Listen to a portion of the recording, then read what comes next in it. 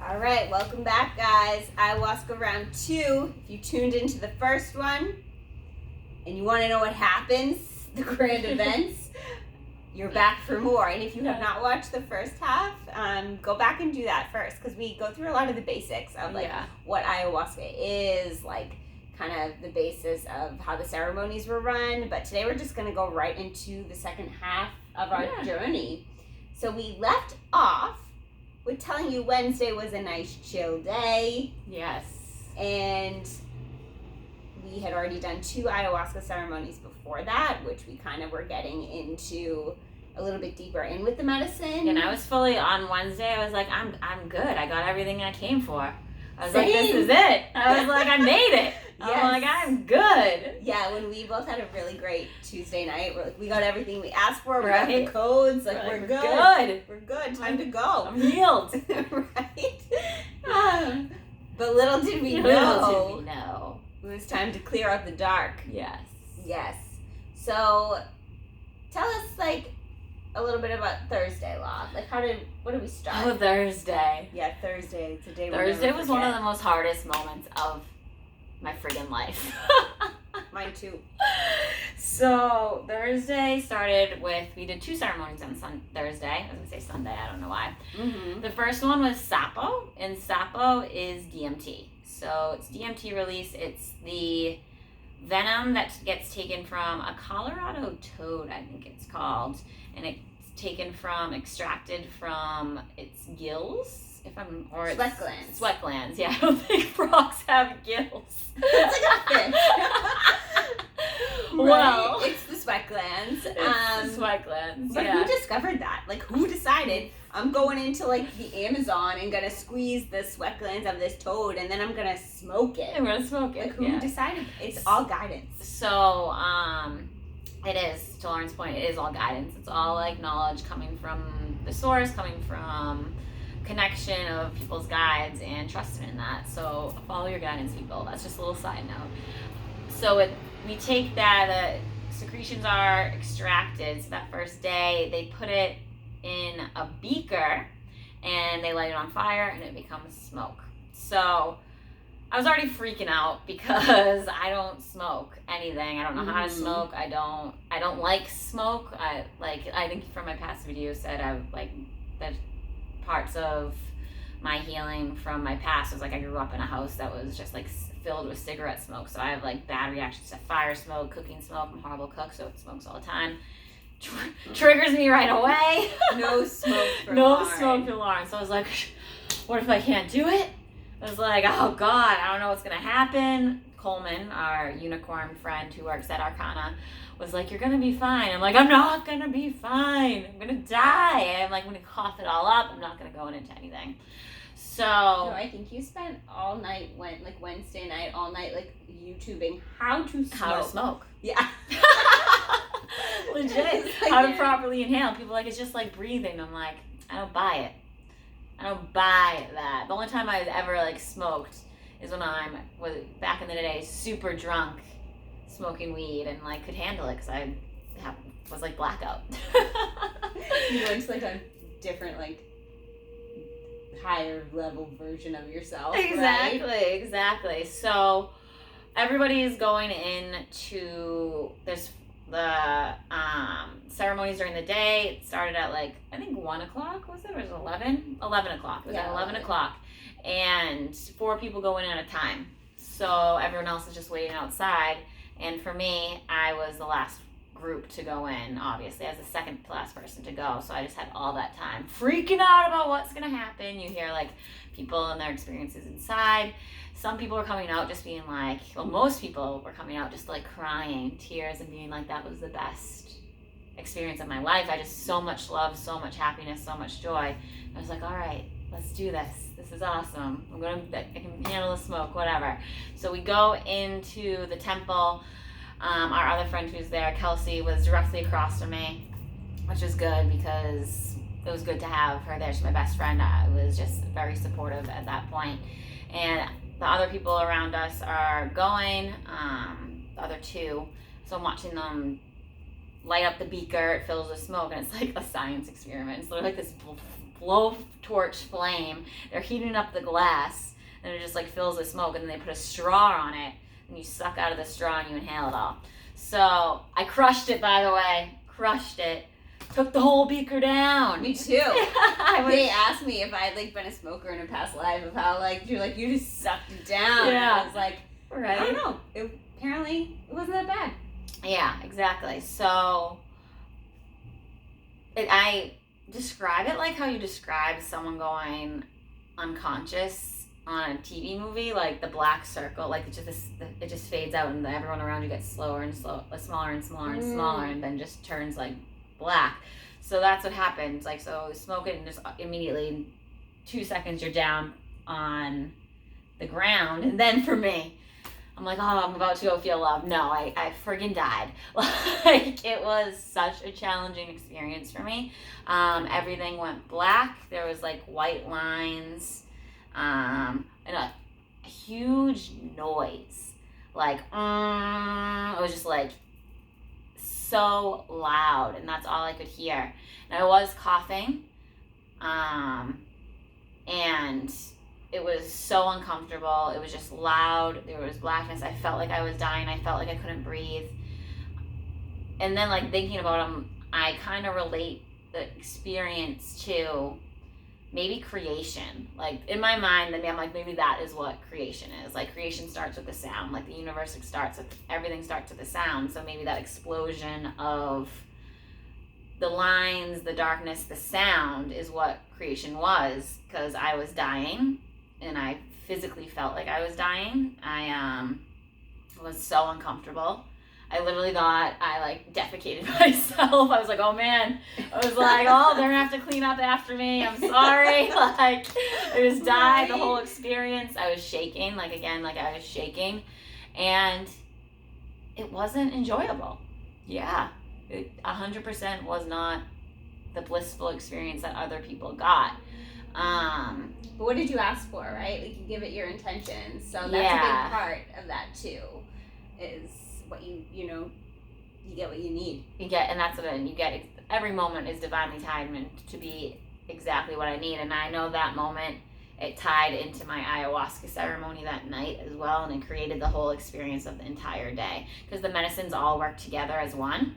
They're structured in that way. So I think that was like it was the beginning part of what I was going to go into at night, where I also died.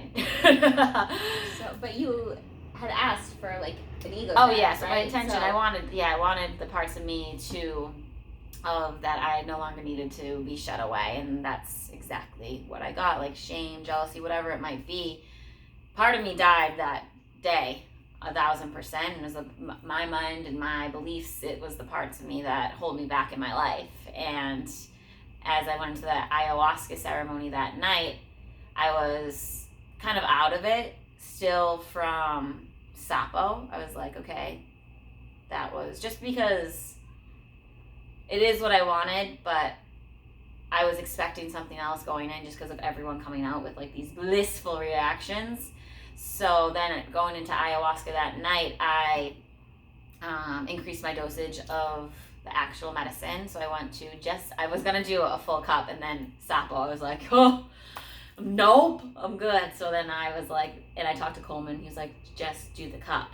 He was like, what are you talking about? And I was like, I just want a little under it, because I'm difficult. I wanted 7/8. So, oh my gosh. I know. Most people are like 3/4 or 1 cup. 7/8. I'm like, I want 7/8 to be exact. Oh my gosh. So, should we finish Sapo before we go into ayahuasca? Or do you want to? I'm going to keep going just because they intertwine together. Cool. I wasn't sure if that. Yeah. Keep going whenever you feel. Yeah. I'm going to keep chatting about it. So, I was kind of out of sorts going into ayahuasca for that point, because I just wasn't expecting the Sapo ceremony to be that difficult and that challenging. And my boyfriend that we were with also had like a really challenging experience in Sapo too. So it was just like a lot. It was just a lot in processing that. So I went into ayahuasca with higher hopes, because Tuesday was so good, but I was still like, I don't know what's going to happen. So again, I went in with the intention of, give me what I need. I trust you, ayahuasca, Mother Ayahuasca. Give me what I need, not what I want. And then after I took the medicine, I went into another dimension again. And I was like floating in this dimension, and these dimensional beings had like these energies shooting at me in all different colors, and then some things were black. And then the Icaros, which is the shaman's song, the beautiful Icaros, yeah, were also sending energy my way. And I can, to this day, don't know if they were killing me, which I think, you know what, I think they were just killing me. Like the Icaros was killing the parts of me that I didn't know. But I also like to say maybe they were supporting my death and like helping me die. But they were probably like just ridding what I no longer needed out of my body. Like the shame, the jealousy, the fear, the limits, the parts of me that I've been working to release to get to a higher level of consciousness that is expanded in love and a higher vibration of compassion and appreciation for everything I have. Those parts of me had to die in order to step into my higher self. It was so uncomfortable again. It was the hardest moments of my life again. It was just so uncomfortable. I was rolling around. I was like, when is this going to be over? I had these like escape plans in my head because I was right next to the door. I was like, I can just roll off the bed, army crawl out down the stairs. And I was like, but if you did, it wouldn't be over. It wouldn't be over. You'd be out there like, you know, that'd be way worse. It would be way worse. Then I was like, oh my God, Coleman and the shamans would be so mad at me if I did that. I'm like trying to escape out. Like no one would see me go. But you're right, you can't escape from it. You can't. So it was that point where I literally just laid in my bed and I was just like, surrender, just accept your death. And that's what I did. And it was so hard, so challenging. Again, it's hard to explain the feelings of what it is because there's nothing in my past, because everything we relate to is our past, right? That's how we explain things. We pick off things of what we already know. That's why we do shadow work, because that's why things trigger us. But I've never experienced that before, so I don't even know how to articulate. People are like, oh, what did it feel like? I'm like, I don't know. It sucked. It's very hard. It's hard to describe. Yeah, it's so hard to describe, but it was so challenging. And it was at that moment where I was just like, surrender. Trust the medicine, surrender. So I did that, and it didn't make it any less challenging. I just truly believe that each moment is necessary for our life, no matter how good or how bad it is. We need it, and we need it to grow. And once you really take on that belief system, you trust in every single moment. You know you need it, you know you'll grow from it. So that allowed me to get through that portion of the ceremony. And then I went into the bathroom. I was being called to the bathroom. I thought someone was in the bathroom for an hour, and I saw someone in there. I know I saw someone in there. Come to find out, I was like, someone's head's moving, it's going around. I go into the bathroom because I was being called to the bathroom, and no one was in there for that entire time. I thought it was someone. I was like, oh, get out. But it was, then I saw Mary Magdalene was calling to me, and it was her white light that was shining on me in that moment. I was like, okay, I can do this. And I went back to my bed, finished through surrendering to my death. And after I died, I just opened up to the most appreciation I've ever had for this life, for everyone in the room with me, for so much love. And I just wanted to scream, I love everybody here. And I just wanted to seize the day, seize each moment, not to be more successful, more this, make more money, or not to live the 3D matrix success of life, but to raise my vibration and help other people heal and help other people step into their highest self's path and grow and expand and live a life with love, because it is possible. It is truly, truly possible. We're taught to believe that life's supposed to be hard and mundane and kind of miserable. You have anxiety. Everyone has anxiety. That's normal. You have a lot of anger, sadness. Oh, you're depressed, here's a medicine. Everybody's depressed. Everybody's bipolar. It's fine. But we're not meant to be that way. We were supposed to be working together in community, in connection, embodied in love. 2022. It's coming. It's coming. Yeah. And I felt that. And that feeling lasted with me for another, like, 3 weeks after that, until I got stuck in the matrix a little bit with, like, family stuff that I had. But now I even feel myself stepping back into it a little bit more as well. Because it's easy to go up and down in your vibration. It's easy to get stuck back and down into this world. It's not a cure-all, you know? No, Ayahuasca opens up a lot, but you still have to go back to your life, right? Yeah. So it's like, how do you stick with it? And those thoughts stick with you no matter what. Yes. But you don't come home and are magically fixed. You got to do the work. No, you got to continue on and the remember journey. how you felt. Yeah. Yeah. You got to continue on the path, continue on the journey, and continue to heal in other ways, that have nothing to do with external situations, that only have to do with you and you healing yourself. It's like doing the shadow work, the journaling, the inner child work, which we couple in one. It's doing your meditations. It's going outside, sitting in the sun, and not fearing the sun. Not fearing that it's going to hurt you, that it's going to harm you, that it's going to burn you. It's a lot about getting out of fear. Yeah. That's how you live in love, is when you let go. When you let go of fear and start just living each moment in the moment. If that makes sense. I love that. So is that like your biggest takeaway from that night, or was there more that Yeah. happened, or is that like No, that was amazing? It was. So you witnessed death, I and witnessed that brought death, you to pure experienced death, happiness. and it brought me to a rebirth of pure happiness and an understanding of what's important. Yeah, and even like just talking about it brings me back to it, and like I can feel it when I talk about it. It can like radiate it, and it was Coleman's song. The hummingbird. The hummingbird song. I was having a tough time during the hummingbird song. That's when I came out of it, and I was like, oh my God, I'm free. It is a beautiful song. It is. But yeah, so that was my Thursday with the sapo and ayahuasca. They were like they worked together for me. And sapo set up my journey in ayahuasca, and that's where it took me. I should have known. Looking back, I'm like, obviously that was going to happen. Like, sapo set it all the way up, but I went in and I was like, let's do this. You think you know, but you don't. Even if you like thought you should have known going in there, you would get something entirely different. Exactly. You think you know, but you have no idea. True lives. Ayahuasca. Right? Oh my God, that should be a documentary or something. If only True Life still existed. Right? Is that what the song? It was True Life, right? That was the show was called. True Life. That was like on MTV, right? Yeah. There's True Life about everything. This is the ayahuasca version, people. Yeah. Cool. Yeah. That's amazing, Law. Thank you. On to your beautiful journey. All right. So where do I begin with this one? I was on a roller coaster of a day on Thursday. Like going in, on Thursday morning, I was like, felt so good about Tuesday and like Wednesday, just chilling out, that I did have a little nerves in me, because I was like, this is so good. I want to end on this note. Like, I don't want to end on a bad note. I know. I was like, I'm going to hate ayahuasca if tonight sucks.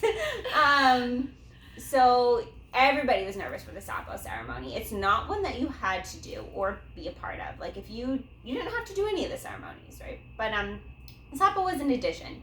So pretty much everyone who could do it did it. And like, you're in there and everyone's doing it, and it's like, I'm here. Like, I just have to do it. Yeah. So I was the second round to go in for sapo. So I went in before Lauren, and I went in with Steven, and he was across from me. So I think it's good they divided us up, because like, it could be really hard to watch certain people go through their experience. Like, yeah. And it's in the day. So ayahuasca's at night, lights off, like no one can really see you. But sapo's very bright lights, and you get they have enough facilitators where you can be 1-to-1, because you just don't know what's gonna come up. Like Lauren said, it could be blissful. People, like one lady was like scratching her face apart. Like Lauren's boyfriend was trying to escape. Like you can like, because you're here but you're not here. Yeah. So for me, I was all like sweating, panicking, like, but Reed, the kid behind me, I couldn't see him, like our backs were kind of together, but he went first, and I was so happy he went first because right away he went into pure laughter. And I was like, oh, he sounds so happy. I was like, okay, I'm ready. So she comes, she lights the beaker, sets intentions, and my intention pretty much just was like, give me what I need, or whatever it is. And I just wanted to be guided to my highest good, continuing on this path. So I took it like a champ. Yeah. And instantly you just feel so light, like I yeah, because I didn't know, but they said, I like flop back so slow and peacefully, and you just lay on the mat and they fix your legs, so you're like, and instantly I felt so light and floating, and it was like all this like purple. I see purple all the time. Like, purple's my color, I guess, but purple little like lights, and I just felt like I was like being born and flying and like really just free, and I felt myself smiling, and it was weird because you have to let your body come out of your body. Like, it wasn't to trust that. And then it got dark. And I was like, took a turn for the worse. And I was like, no, in there, no. And I woke up like this and snapped out of it and instantly felt I was gonna puke. Like, they gave you the buckets, and I had my head in it, and I like literally was so scared I didn't know what to do. So Coleman, who we always talk about, was like, he was sitting right next to me, and I had my head in the bucket, and I looked up at him like I was dying, and I was like, this is so hard. And it just like, I can't even describe to you what that feeling of hard was. It's undescribable. Just like one of the hardest things that I felt like I couldn't escape. And he was like, and I said to him, what do I do? Because I didn't know what, I felt like desperate for help. I was like, what do I do? And he was like, I suggest you just lay back down. Yeah. So I was like, cold. Right? I was like, okay, I'm going to lay back down. And at that point, I just started crying and crying and crying. And that was my purging, and like, I couldn't stop. It was like my body was shaking. I was crying so much. And at that point, I had realized, like, I've been so hard on myself in this lifetime, and I've had so many hard past lifetimes of like, my soul has been through so much. Like, I knew in that instant, and as people have told me, like, every reading I've done, everything I go to, my past lives get brought up, of telling me it's beyond what I can comprehend, of that like my soul is so old and so pure that like I didn't even have to come back to this life. And I'm just getting into all of this stuff, but at that moment I felt it, and I knew that I had been through some serious shit in my past lives, and in this life, I have been so hard on myself of feeling like I need to be the strong one for everybody, of like not showing emotions, not crying, like being perfect. And I just let myself cry. Mm-hmm. And I didn't have to be the strong one. Like, it was okay to show emotions. I cried for this life, I cried for all my other lives, and just let myself truly feel and know that like I don't need to be doing anything anymore. And at that point, I just let myself go, and I closed my eyes and I started floating through the sky, and I realized like, this is my lifetime. Like, I've made it to freedom. Like, I don't have to be perfect and do all these things and like that. I've made it to this higher dimension state of enlightenment, and this is the lifetime that I get to experience it and be free. And it was just the coolest feeling, but I also was like, just so, it took me a while to process it. And when Lauren and Kelsey walked in, like, I hadn't left the room yet. I needed to go to my corner, and I was still crying. But it just, and they were looking at me like in kind of horror, and what I like, fuck? That's what I was like shit. Everyone's leaving, and like, I was kind of like the segue of like, this might actually be kind of hard. Yeah, Steven and you were both just like in corners. Like, me and Steve were like in opposite corners. I was laying in the corner, like tears like all over my face, and they walk in and they go, how was it? I gave them like a half smile and was just like, yeah. And Steven was in like the other corner like this. Yeah. Literally. What the heck? Yes, but then I left because I wanted them to have their own experience, and like I didn't want to, just witness. But after the rest of the day, like, I left that ceremony on a very good, like, high, I would say, of, like, my body felt so light, and, like, I didn't care what happened in the day. Like, I was, like, literally going through the day just, like, like, hi, like, literally, like, I was just floating through the day, and it was, I just felt really good. However, then I knew the night was coming, and I was like, what does this mean? And we were outside, like, in the gazebo, like, before the ceremony, and Kelsey and I were picking cards, and my card I picked that night was in past lives, and it was, you, in order to move forward, you need to heal the past. And I was like, great, I thought I did heal the past. So I was like, what is this little, and the cards don't lie, you know? So going into that night, like I said, I was nervous just because, like, I really wanted to end on a good note. I kept my dose the same because I was so good with 3/4 cup the second night that I was like, I don't need anything more than that. Like, that was like, but Lauren always needs more. I always need more. She always needs more. Part of me feels that the dose doesn't even matter. It's like, what you believe. Yeah, and it's what Mother Ayahuasca is just going to give to you. It is true. You could take, like, a droplet and she'd be like, yep. Let's go. So my intention of that night was to kind of keep doing what I was doing. Like, I wanted to wrap it up. I wanted, you know, like you said, the intentions got less and less. I wanted to give whatever it is I needed to wrap up my journey there. And so did that, you know.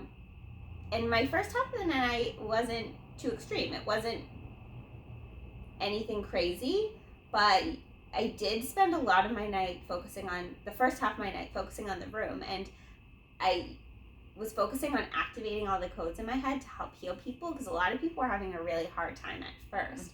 And I remember one instance really sticking out. One of the guys down the other half of the room, I could hear him just purging and purging and purging, and I felt so connected to him. I felt like I was drawing it out of him, which was just kind of crazy. And I was like, you go, man, like, heal. And I took it as a symbol for, like, just, like, masculinity in general, of how, you know, like, my dad, or, like, you know, just guys in your life, and guys in general, I feel like they need to be so strong all the time, and, like, to just, like, truly, like, let go and release, and, like, anything that's holding you back, shame, guilt, fear. Like, every time he threw up, I was imagining just, like, the male population, like, releasing and just, like, allowing themselves to, like, express emotions and, like, be okay with that. And it was beautiful. And so that's what I spent pretty much, like, the first half of my night doing, and that was really enjoyable, and I just kind of got to, like, chill out. I had this thing about ayahuasca, though, that ayahuasca didn't want me to throw up, like, and it was really hard because I felt sick a lot, and I would have given anything to throw up, but I didn't that entire night, and it was torture.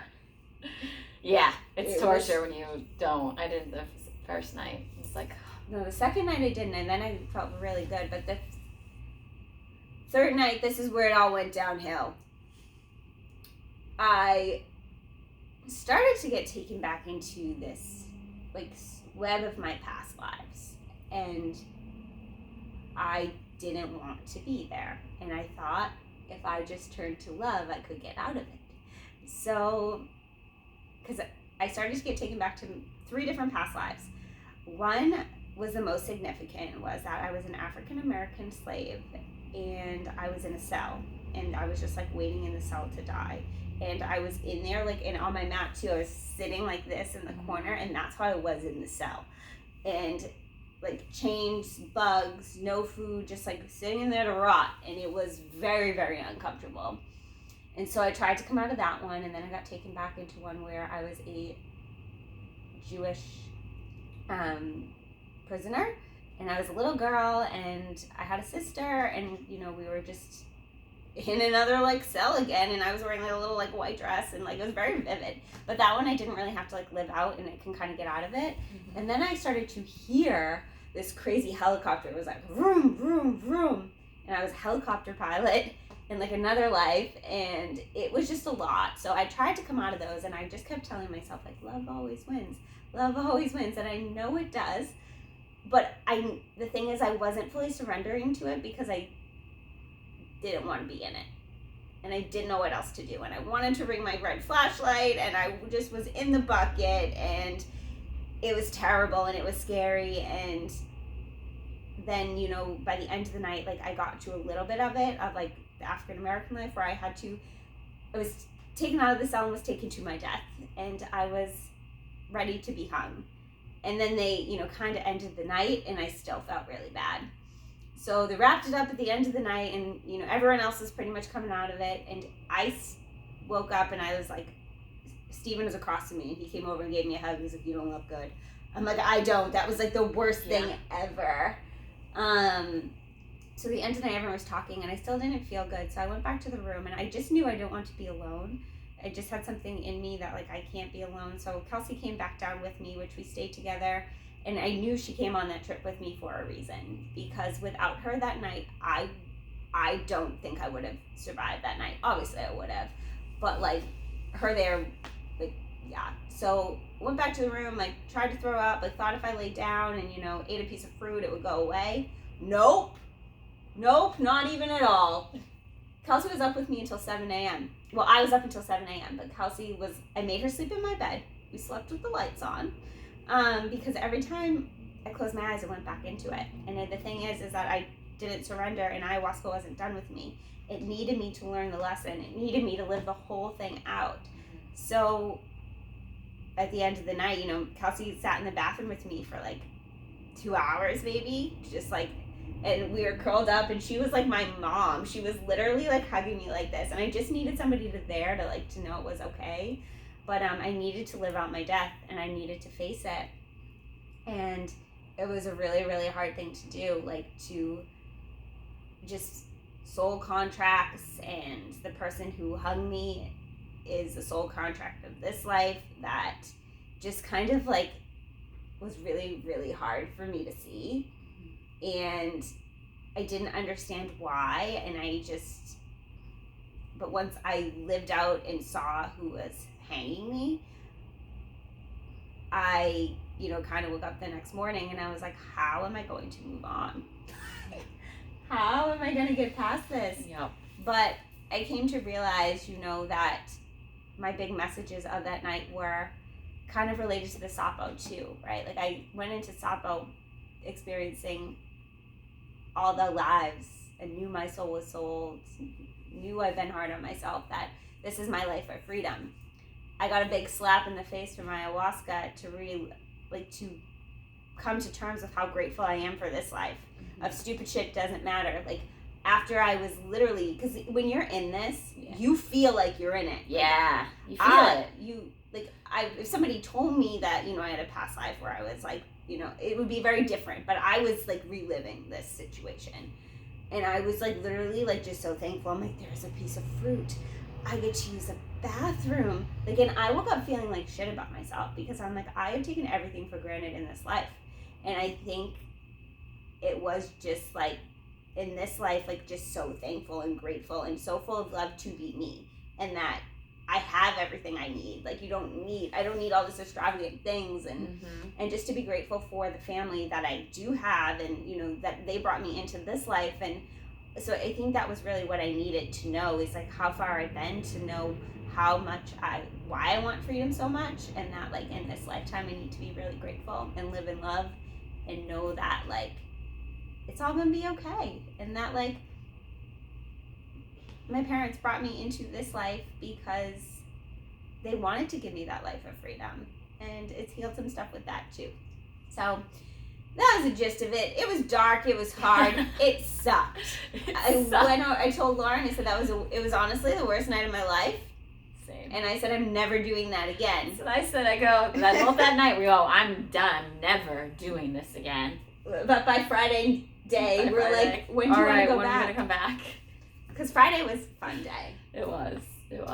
I didn't want to do Friday at all. I was being a party pooper because I didn't sleep. I literally felt like if I was going to do more plant medicine, I didn't want to go back there. I was just in my head and very fearful. Yeah. So Friday we did San Pedro, which is cactus juice. And everyone said it was like lovely, you know, that sometimes it may cause like people to not feel great. Or, yeah, you might throw up, but I don't feel that way at all. You know, but at the end of like our share on Friday morning after the ayahuasca, I hunted down Coleman and I was like, I'm not doing this. I had so many questions for Coleman throughout the week. Right. So many. But me and Steven had a really hard night, so we like hunted him down at the end, and I was like, I don't want to do it. I was like, what if I don't? And you know, because I'm exhausted. And he's like, you didn't come to Peru to sleep, Lauren. He's like, I suggest you take your night and put it down the garbage disposal and go in. So I was like, all right, I'm just gonna do it. And I'm happy I did, though. It was fun. It was. It's a very heart-opening medicine. So didn't taste bad. It was, you have some honey with it. It's like a cup. They say it tastes like a stale beer. I don't drink beer, so I wouldn't know what stale beer tastes like. But you just kind of like connect with nature. You connect with everyone there. You share stories. You talk. You express how your heart feels. You enjoy the day. You enjoy the sun. You enjoy the moment. You are disconnected from all of the bullshit of the everyday lives. You know, even like the phones and stuff like we always had like throughout the week, not in ceremony. Like you can go check your stuff on the phone or something. You're not in it. You're just outside connecting with nature, connecting with other humans, and feeling that connection and how healing that alone is. And it was awesome. It was amazing. So, and to just how we said Sapo and ayahuasca were together, the San Pedro is kind of like the final trifecta. Yeah. So it's like Sapo gives you kind of this like scared shitless experience. Yeah. Ayahuasca's gonna take you where, you know, you need to go, whatever it is, and then the San Pedro wraps it up all together. Like for me that day was very helpful to like piece together my night before and just my entire experience. And like Lauren and I had a very good conversation that day, and I think she's the one who really, like, Kelsey got me through my Thursday night, and she has such a motherly way about her that like I think I needed her healing, and that brought our friendship. Like, you know, I've been friends with them for like Lauren since 3, Kelsey since 5. Yeah. And like next level. Oh like, yeah. If you can forever even, connected. Like if you can even get higher levels on friendship. But Lauren and I sat up there and she made me like realize like, what if, you know, that soul contract is like a good thing and that person like chose to come back to this life to like really help you because they owe you freedom, you know? And I was like, wow, like I wasn't thinking of that last night. And because you can get yourself into some shitty thoughts. Yeah. But the thing is, that's why you talk about it, because you get to choose the perspective too of what is happening or what did happen. It may not make sense right away, but through reflection, talking, journaling, like it all comes together. And I was so thankful for that. Like, and I spent like half of my Friday, because it makes you emotional too. The San Pedro. I cried multiple times. Oh my God, and, yeah. Like, just through like talking with Lauren, I was like, thank you so much. Like, I was just like, you know, wait. By that point, it doesn't even matter. Doesn't even matter.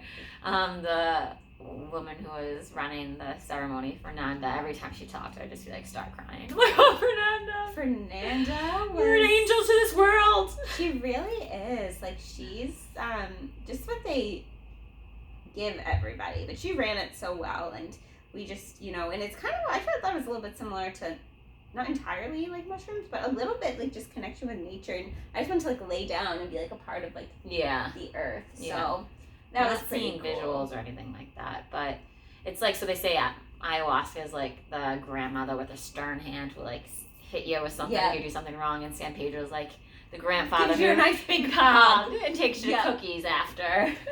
So it was just, you felt, I don't know, it was, because I think they structured it very well of ending it that way. And by that point, you know, I was really sad. I was like, I don't want to go home. I know. It was like, so sad. It was. We ended with a really nice gift ceremony. Yeah, it was awesome. And dinner, and then we went to Machu Picchu the next day, and it was like a nightmare. I know. Like, to be honest. It was just really hard. It was really hard. Like, people are like, oh, did you go to Machu Picchu? I'm like, yeah, it was beautiful in my head. I'm like, oh my God, I couldn't get out fast enough. Well, so we had been a week in this energetic safe space where we didn't talk to anybody else, but Yeah. who was blocked off in the retreat center. So the end of the week, I think they want to just like not even like ease you into it, throw you back out into society, which Yeah. you want to like. That's one of the wonders of the world. So it's like one of the touristy places of the world. And we had to wear like 2 freaking masks and a face shield, and I was like, what the frick? People are just yelling, go, move, Which I put did. your mask back on. And it was If I had beautiful. one person tell me to put my mask back on, I was gonna lose it. I just wanted a picture without a mask, you know? Yeah. But like the patrol, like you couldn't even. But So you- either way, it was beautiful. They'd like pop out from behind the rocks. They'd be like, put your mask back on. Right? I know. It's like, can't I just experience And it was this? just like so many people. And the city going up to it is just like the biggest tourist city. It's called Machu Picchu City, and it's just like, it's like a city of tourism. So it was just. But it is beautiful. Like, It we're is not saying, beautiful. like, don't not go there, but, like, Maybe go before you do ayahuasca. yes. We just came from extreme to extreme. Yeah. And, like, at the end of the night, I was so thankful to go back to the bubble of the retreat center. I was like, nobody's here. Like, you made me, like, you know, real food. And it was just, yeah, it was the last night we had was that night. And then we got up Sunday, said our goodbyes, and spent a little time in the city of Cusco and headed That was it. home. But That it was was it. really sad to leave, and it's been a few weeks now. Still processing some of it, but I think we're getting better at like figuring out. Yeah. So maybe like summarize what was like one of your biggest takeaways of ayahuasca. That honestly, like, to live in gratitude and love and be grateful for every moment of the day. And when you do that and you have that practice, and it's so hard to do, don't get me wrong, I'm not walking around every moment of the day being like, I fucking love life, this is awesome. I get into the mindsets of being like, oh, poor me, the victim mentality. It's easy, like I said, to get stuck in the vibration of this earth, or the people around you who are stuck in that lower level vibration emotion. But when you step out of it and you step out of the bullshit of it all and truly just live in love and connect in gratitude, life's amazing. Yeah. And there's so many ways to heal. And that's another thing, like, we are these beings that have profound healing capabilities of our own. And to let go of the limits, because there is no limit. You know, like, we're infinite potential, and we can do so much in this world. It's just breaking through the constraints of the mind.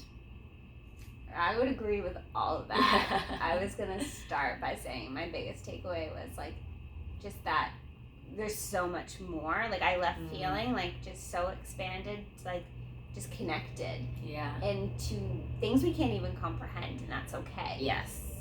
To know that like I just felt leaving just the confirmation, not like I needed it, but like that I'm so certain of where I'm going in this life. And even though I don't know all the pieces, like I know I have all the answers within me, and I'm gonna figure it out. Yeah. And the biggest thing too, like I had just mentioned, was like you gotta embrace the dark to get to the light, because I know for both of us, in the hardest times led to the best times, and without knowing the difference, you wouldn't know how good feels. Yeah. So I keep reminding myself that, and reminding myself love does always win, but you gotta surrender too. You have to can't just surrender. have that come first all the time. Yeah. And that, like, the gratitude part of, like, just being so thankful for every little thing in this world. Not aiming for perfection, but, like, to slow down and just appreciate more. So, and just to, like, get out of my own head, too, and stop living in fear, because love's the answer. And really just comes down to love. Lots It of does. love. Lots of love. So, yeah. And if somebody was curious about doing ayahuasca, Arcana is amazing. Go there. Arcana Fabulous. in Peru, they got the Sacred Valley in Amazon. Sacred Valley, if you're a little more luxurious style like us, definitely go there. Yes. It's it's not as warm as the Amazon, and it rains sometimes, but it's beautiful. You get bathrooms. The Amazon's full of bugs and tarantulas. But still, the people who went to the Amazon. I'm like making it sound terrible. The people who went to the Amazon love the Amazon. Yeah, you'll too. be like in like the Amazon. You know what I mean? Yeah, it's just I wasn't ready for that yet, like bugs and stuff like that. No, because I can't imagine But like the doing Amazon, they did a ayahuasca. lot of excursions. Went down to the beaches, a lot more freedom. They also have one in Mexico too that they just started as well. But So and it's 4 ayahuasca ceremonies in the Amazon. yeah, Rather than 3 in San Pedro because they do Yes. what's native to the area. so. But yeah, they are amazing, and we can send you resources. We'll put a link on the bottom for the retreat center as well. But It's amazing. Like I wouldn't go anywhere else if you're going to Peru. yeah, give your advice for somebody who would be interested in doing ayahuasca. Like, If you're being called to it, do it. Like just don't question it. Don't have fear towards it. Just go. But like I said before, like you don't choose ayahuasca. Ayahuasca chooses you. So if it's not your path, you're not going to end up going. You know, like if it's not supposed to be part of your journey, it won't be part of your journey. But if you've had that inkling, if people keep saying it around you, if like you've been interested and you've been like too scared to go because you never like heard of someone who went, just go. Talk to one of us if you'd like to reach out. Be more than happy to give you more details, more thoughts on our experience. But I would just tell people to go. Don't question it. yeah, you're It's being called to it. profoundly healing. You're being called to it for a reason, and yeah, that's the only thing I really got is that there's a reason behind